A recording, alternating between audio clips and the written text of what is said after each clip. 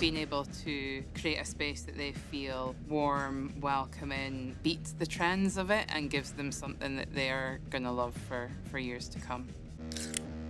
What is BoConcept and what is your role? BoConcept is a Danish interior design brand with a collection of modular and customizable furniture that is all suitable for residential and commercial spaces. Along with this, we do a complimentary design service to help you co-create a space that you will love for years to come. Within BoConcept, my job title is the design manager for Scotland North. What sparked your interest in interior design? I've always loved art, product design, graphic design. I'd done a lot of that at school.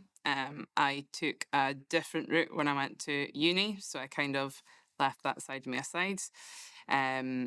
Through my career, it took me into the furniture industry where I was helping clients with pieces, and I always felt that I was missing that final bit of being able to do the full turnkey solution for them. So I was always advising on carpets and wall colours and the planning of the room. And I just felt that I was missing that as an actual factor of my job. BoConcept then was looking for someone in Aberdeen, which I fully knew that was where my heart wanted to be. And it is the best decision that I have made since. How do you help clients uncover their own style? I help clients uncover their own style by really getting to know them. So, understanding how they will use the space, what their lifestyle is, and what their likes and dislikes are. For me, it's very easy to be able to understand by giving them a little bit of homework. So, we have our past projects that we've worked on throughout Scotland. So, I will always get them to have a look through that. Some people will not recognize the repetition with things that they like and don't like. What's your favorite part of the design process? I think what I just previously mentioned about really getting to understand and know the client is my absolute favorite part of the design process with what we offer. Um, for me, being able to build up that relationship and make choices and help them make choices to what I know is going to benefit their lifestyle and the functionality of a space really does make it valuable to me. Got clients that I've worked with in the past that are now living in their designs that we've co-created together who will always comment on when they've got the family all round. It's amazing that everyone's got a seat, but obviously through the design process, that was all planned because we would always speak about how many people would use the space, how it would be used, the functionality of it. So I think them being able to see after the design is delivered and installed, that come into use is probably my favorite part about the design process. What design trend do you think will be most popular next year?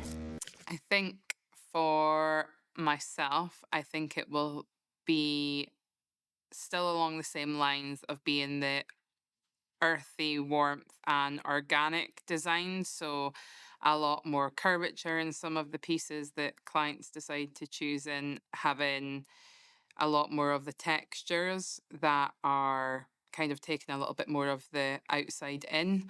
So again, multiple textures giving you that warmth to a space. A lot of people are looking to build almost a sanctuary, so somewhere to improve their well-being when they're at home, really giving them a space that they feel comfortable in. I think that is realistically perhaps not a design trend, but I think it's what people are valuing. A lot more people are investing in their space. So being able to create a space that they feel warm, welcoming, beats the trends of it and gives them something that they are going to love for years to come. What's one piece of advice you'd give someone redesigning their home? Think about the final goal before you've started.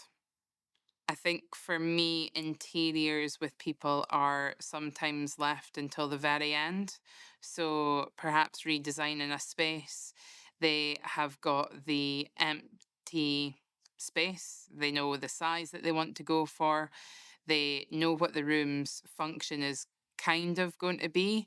but they don't fully understand what the space planning aspect of it and what they're going to put in that space for. And I think that's when you're redesigning the space that you can think about.